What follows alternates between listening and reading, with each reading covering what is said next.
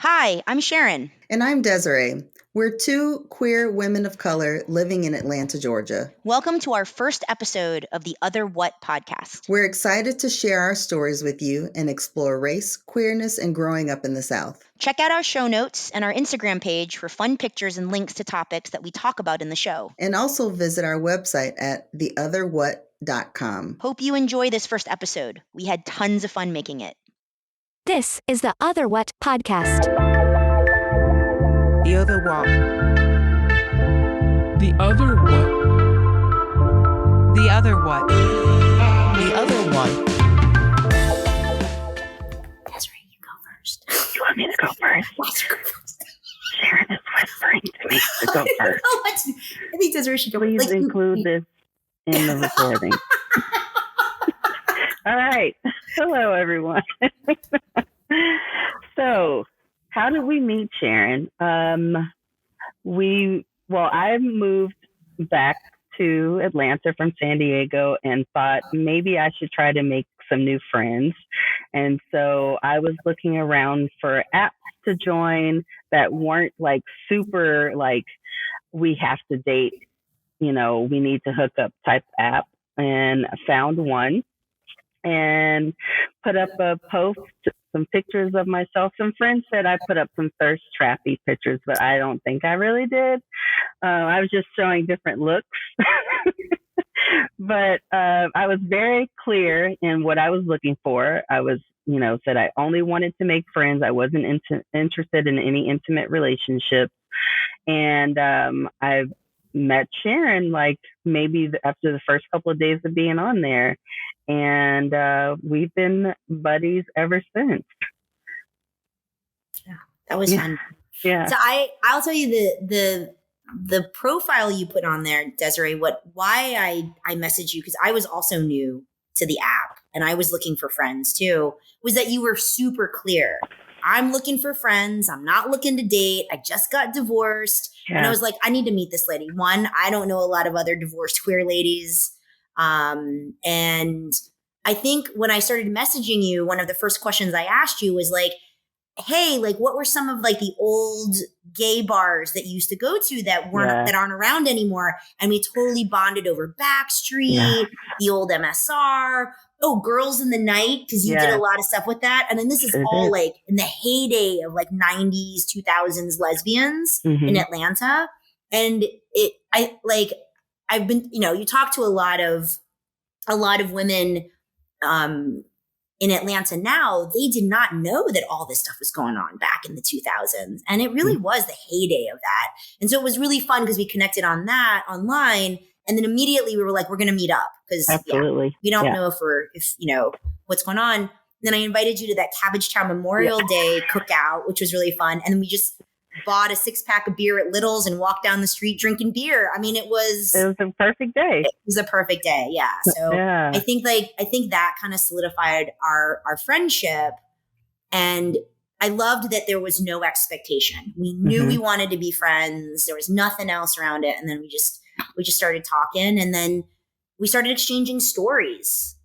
And I think that's why this podcast started happening, because I was like, shit, these stories are amazing. Like, you come from such a different background. I learn something new every time I talk to you. Like I was like, people need to hear this. Yeah. And I think that's kind of that to me is kind of how we started this whole thing. Yeah. I loved talking about old Atlanta. I figured if I ever like get dementia or Alzheimer's, know that these old Atlanta stories from like 97 to probably 2002 will be probably the most stuff I repeat constantly, because it was like one of my favorite times of my life. I just had so much fun. And so, you bringing up the old clubs that we used to go to and that were around, like that nostalgia, I was so excited to talk to somebody that really knew what I was talking about. And I was like, yes, I have to be friends with this woman. And I think there was also that the piece too about community, and that we both had an amazing community back in that time. And then we left Atlanta and we came back, and that community didn't exist anymore. And we were desperate to find it again. because I really do think that's what makes Atlanta special. That's the secret sauce about Atlanta, is that you can build this amazing community, especially in the queer community, so quickly.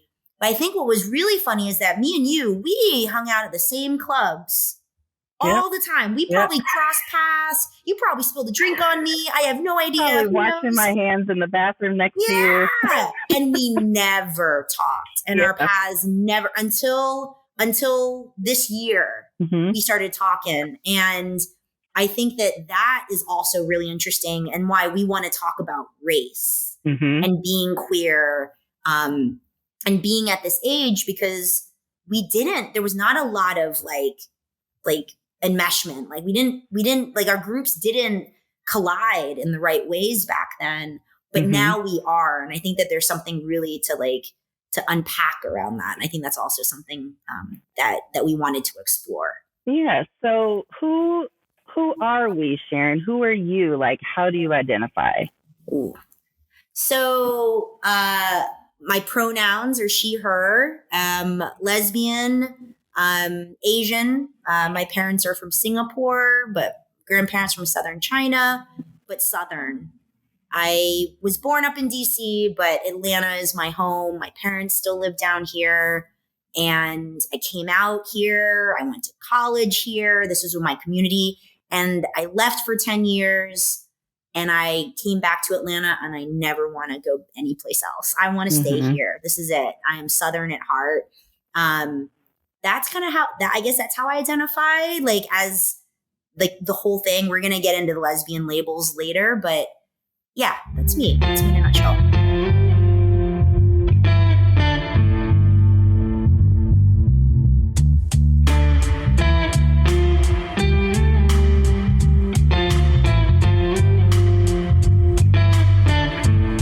I also was born in DC.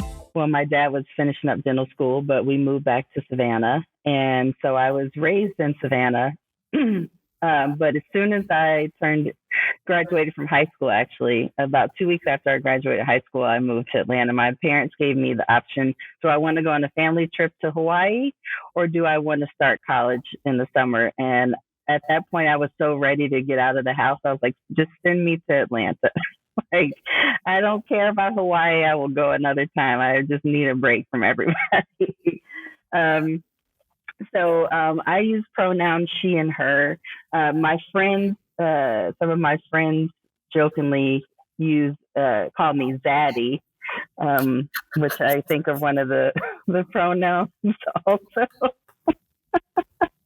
There's a story behind that, Désirée. Yeah. I want to hear that story. This is new. My gosh. Not know that. Oh yeah. That's just for another podcast. But I am a light-skinned Black woman, racially ambiguous. Most people never guess that I'm Black, but my family is very, very Black and very proud to be Black. Growing up in the South, that can be a little tricky, because if you were around when like my parents were growing up and you still had segregation, you couldn't drink out of certain water fountains, but thankfully that is not the experience that we've had to have. I also identify as a Jewish woman because religiously I'm Jewish, and that's been an interesting transition as well, but happy to be here. I love talking to you and spending time with you. And so I'm just really excited to do this podcast with you. And I know we already kind of talked a little bit about why we're doing this. But let's also talk about like growing up in the South. Like, what was that like for you, Sharon? Because you grew up a little more north than me. You know, I grew up in Savannah, so you're in the big city up here. What was that like for you? It was, so I moved down to Atlanta, not even Atlanta, Conyers, Georgia. There wasn't even a McDonald's there yet. This was back like 30 years ago, whatever. But, so I didn't even move to the city of Atlanta. I went from a high school in Maryland that was 25% Asian to a high school in Conyers, Georgia, where I was one of 2 out of 300 Asians in the whole school. So when I got to when I got to like high school, they thought I was a foreign exchange student and they thought I didn't speak English. And I was like, no, Oh, no. totally speak English. Look, I can totally speak English. So, God. and without an accent, look at that. Whoa. Oh, no. So there was definitely some like catch up to do with the people that I hung out with in high school. And one of my favorite memories, my parents loved going to this southern restaurant called Po Folks. Did you ever go to a Po Folks back in the day? No. Dude, no. it's like the worst name ever for a restaurant, right? Yeah. Like it's the worst. But they did this like country southern food. You know, you get your grits and your catfish. My mom was obsessed with the fried catfish. We would go like every week, and my mother did not understand what the waitress said because her accent, her southern accent was so thick. And so I literally was translating Southern English to like, I guess like, I don't know, Singaporean English. Like I just had to be the go-between. So it was really weird because usually in immigrant families, you're doing like English to Chinese or English to Spanish. No, I did English to English because it was just too different, right? So there was a lot of culture. There's a big culture. I really had to get used to that between living in the Northeast and then living down here. Mm-hmm. But I assimilated pretty well. I think that that's part of, and we'll dive into this, the assimilation part. Asians are really good at assimilating. We're so good at it. And so I think I kind of found my niche with a lot of the artsy, nerdy kids at my school. And I think that kind of like helped me stay out of trouble. Conyers back in 1992 kind of had a syphilis outbreak. I don't know if anybody knows about this. And so don't worry, I never got syphilis because the nerd Sharon was studying in the basement and, you know, and we never got invited to any of the parties. Yeah. So anyways, I think that's kind of how it was. So for me growing up in the South, I just hung out with a lot of white people, to be honest. And so, and that was my crew. And I you know, like kind of like Southern white nerds is really what I did. And I ended up dating the only other Asian in the whole school, which is so weird. Like I had a boyfriend and he is Filipino and it was the only other Filipino family in the city and all this kind of stuff. So we were very stereotypical that way. But I always knew something was not right. And it wasn't until college, I didn't even know what gay was. And it wasn't until all my friends went to UGA. Only one or two of us went to Georgia Tech. And so I ended up going up to Athens all the time to hang out. And one of the guys that I went to high school with actually came out of the closet. And I was like, oh, gay stuff.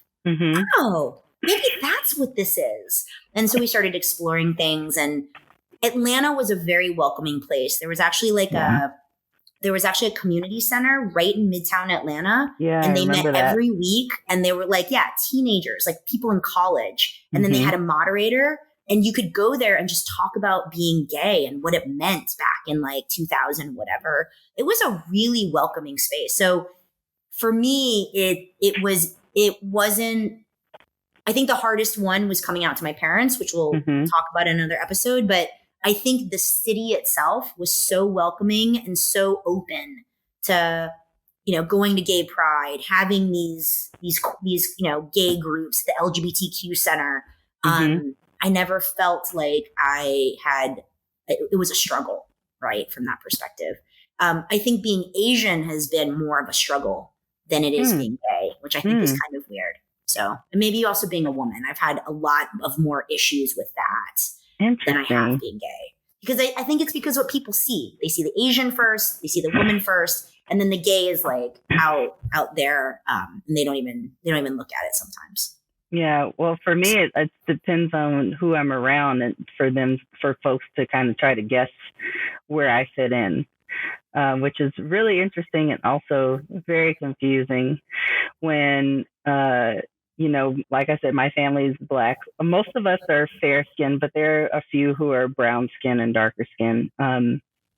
And I can just remember, like, my family, we tease my dad about this, like feeling like you have to make it known that you're Black. And it's really interesting, Sharon, because I feel like the older I get, the more I feel like I have to like insert that somewhere so that people know like I'm on the same team as you. And that's exhausting. It's like constantly coming out. Like I'm having to daily come out as Black, like because people see me and they don't assume that I'm Black. My nickname in high school was Little Mexican. Now, I like to point out we didn't have any Mexican kids in my high school, Sharon. But I can see your face. I know. I have like shirts that say it. I have visors. Like my basketball teammates, they all call me that. But we didn't have any Mexican kids at our school. We had a couple of Puerto Ricans, and that was it. But that was really just, it was just interesting kind of growing up, and you're different and different and different and, you know, constantly other what's and, you know, different things. So, and then my family also added another layer of otherness when we converted to Judaism in like the early 90s. So then you've got this, well, you know, are there Black people that are Jews? I'm like, yeah, there are plenty. Like you go to Africa, there's folks there, other countries, New York, Chicago. But other things in growing up in the South for me was just this expectation of you get married, you go to college, you get married, you have kids. And I knew that a couple of those things were not on my list of things to do. I didn't really even want to go to college, but I knew that was the only way I was going to get out of my parents' house. And I intentionally picked a school that didn't have dorms so that I would have to have an apartment and my parents would have to buy me a car. Nice. Nice. Yeah. But I think I also had a little bit easier than other people growing up in Savannah just because of who my family is. You know, people knew us, so I wasn't a lot of like proving myself down there because folks know my family. But definitely being up here in Atlanta, I've had to do that in DC. I've had to do that living in San Diego. I had to do that. San Diego was really tough because you're so close to the border. People automatically assumed that I was Mexican. And I'm talking about even like my ex-in-laws, like when they first met me, they thought I was Mexican. And they were like, there's no way that you're not Mexican. I'm like, yeah, guys, I'm not. Crazy. That is crazy. Like, it's so different because, like you're saying, like, what do they see the first thing? They see your skin color first, right? Or maybe it's your gender. It's one of the two, right? Mm-hmm. Because it's a very visual thing. And for you, it's even deeper than that. You've got to tell them, dude, I'm not Mexican. I'm Black. Right. Like, yeah. And it's like, wow, that is insane. Yeah. Whereas, and then like I don't have a Southern accent, so most people don't think I'm from the South. I feel like I do have an accent when I'm like talking to my family. It comes out a bit more. When you were talking about translating, I was laughing in my head because one of my brother-in-laws is from London or from England, and my mother has a very heavy Southern accent. So when they first met, neither of them could understand each other because he couldn't understand her Southern accent and she couldn't understand his English accent. I think it happens more than we think. It's hilarious.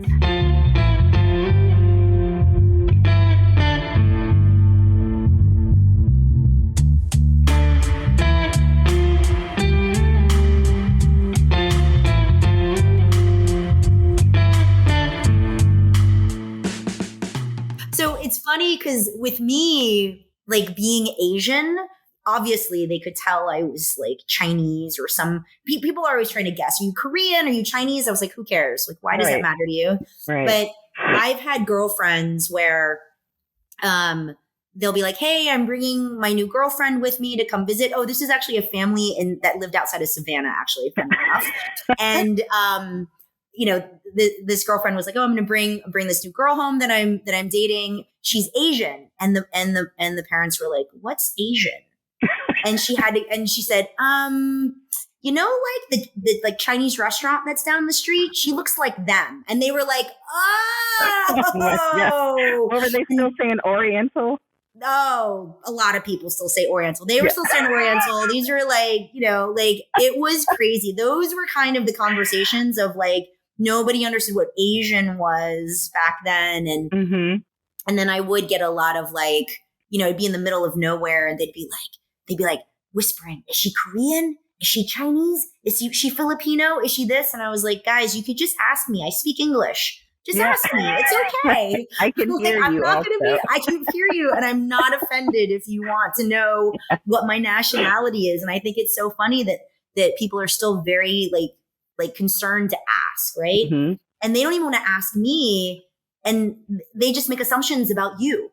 And maybe that's the whole thing, is that as humans, we just make assumptions and we want to categorize immediately in our heads without actually like looking at the person and saying, maybe it's okay to ask that question. You know, it's funny. I don't know about you, but for me, it depends on who and how who the person is and how they ask me, like, what are you?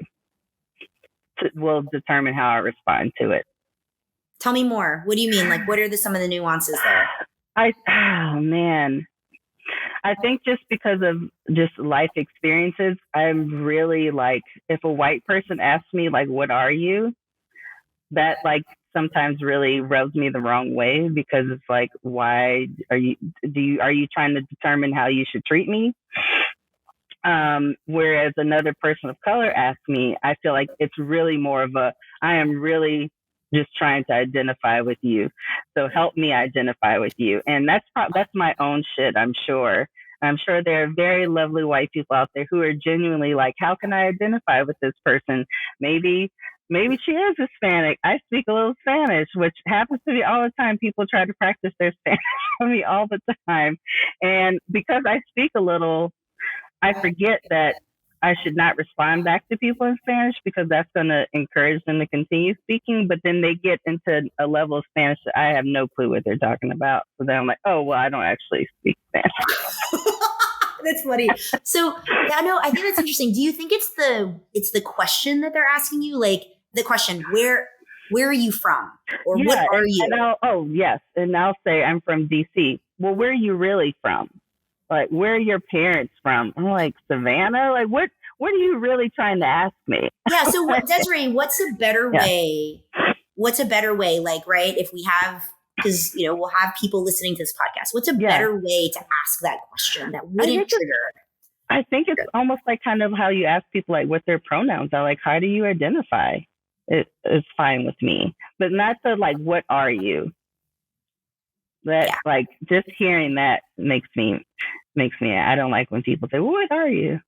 Can I tell you a quick funny story? It's one of my favorite stories in Atlanta. Please. So I used to take the MARTA bus to get to work, and you know, everybody knows how bad MARTA is. So I spent lots of time on the bus. And the bus driver got to know me, and he was this like really like lovely Black man, and he would see me every day.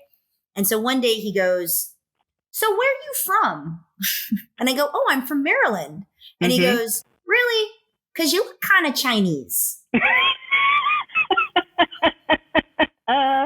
Obviously, there are no Chinese people in Maryland, Sharon. Nice try.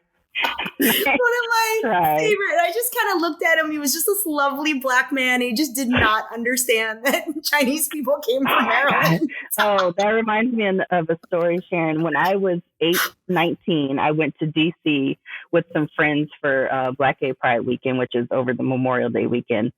And I was in DuPont Circle looking at some of the vendors. There was an East Indian vendor, and he was staring at me. When I was younger, my hair was really long. And he's like, you know, asked me like, where are you from? And I was like, oh, from here, from DC. He's like, where are you from? And I was like, from DC. Like, that's what my birth certificate says. He's like, no, what's your family? I said, oh, we're Black. You know, I'm sure we've got some white mix in us because we're pretty fair skinned. He's like, no, you're Indian, and it's shameful that you are not that you're denying your heritage. He was furious with me. He was so mad. And I was like, sir, I promise you, if I was Indian, I would tell you I am not Indian. Like, it just depends on what my hair looks like, really, and how much I weigh. Though. He wanted to like bring you into his culture. He was so convinced. Mm-hmm. That is amazing. Wow. Because I've like, you cross a lot of different racial lines because I think of the color of your skin. Mine is very like Asian focused. And I was actually at a department store and this older Korean woman comes up to me. I'm not Korean, I'm Chinese. And she comes up to me, she goes, "Are you Korean?" And I go, no, I'm Chinese. And she goes, "Oh, too bad. So pretty." She gonna hook you up with her son or something? Who knows? She was like, "Oh, that's too bad. You're Chinese. You're actually kind of pretty. You could be Korean." That's really what she was saying, right? And I was like, it was actually in pure Asian fashion, an incredibly backhanded compliment is really what it was. Perfect stranger. Right. So I think it's so funny. Like even like you get crossed. Like you're like people think that you're Indian or like Hispanic. Yeah. I just get nobody freaking knows where I am in the Asian spectrum, and I get like this. I get weirdos following me at the airport thinking I'm Thai, and I've had just bad things about that. And then I get a lot of like I don't know. It's just really. It's like, why do you have to categorize me? I'm just part of this Asian part of this world. And I do not have an accent. So like I've been on phone calls with people when I was a consultant and I'd be talking to this guy in LA. And the whole time I think he thought I was white. I got off the airplane. He greeted me at the airport and he was like, "You're Asian." And I was like, yeah duh. Yeah. Did you not see my last name? Last name. That's like, come on. Well, my name is so ambiguous. Like you have no clue where I am, who I am, what I look like. So people can be surprised when they see me. But I think it also depends on what look I'm going for that day. If I want to be like super femme or just my regular versatile soft stud look. That we're going to talk about really soon in the next episode. But like, I think it's interesting. Like I've also like, I've had that where I need to look all businessy and then, and you know, how do they kind of perceive you when you dress a certain way or your hair is a certain length? I think there's a lot to that as well. Oh yeah. So, yeah. That's Absolutely. great. Absolutely. Cool. All right. So I think we're at the end of the podcast. That was a great conversation, Désirée. And I think we've been teasing out a lot of the other stories that we're going to be telling on this podcast. In this podcast. Yeah. And we're going to peel this back. Like, I think there's a lot of layers to passing. There's a lot of layers to assimilation. And then when you get through all of that, being, you know, people of color, being women, and then we get to the queer stuff. It just adds another layer that I think blows people's minds, right? And then they really don't know how to talk to us after that. Or the guys really, at least the straight guys, like really warm up to us because they're like, "Oh, great, we can go to the strip bars with like these ladies, and it's okay." So, well, we're gonna have to stick around to see what we talk about next. Sounds good. Thanks, everybody. Love ya.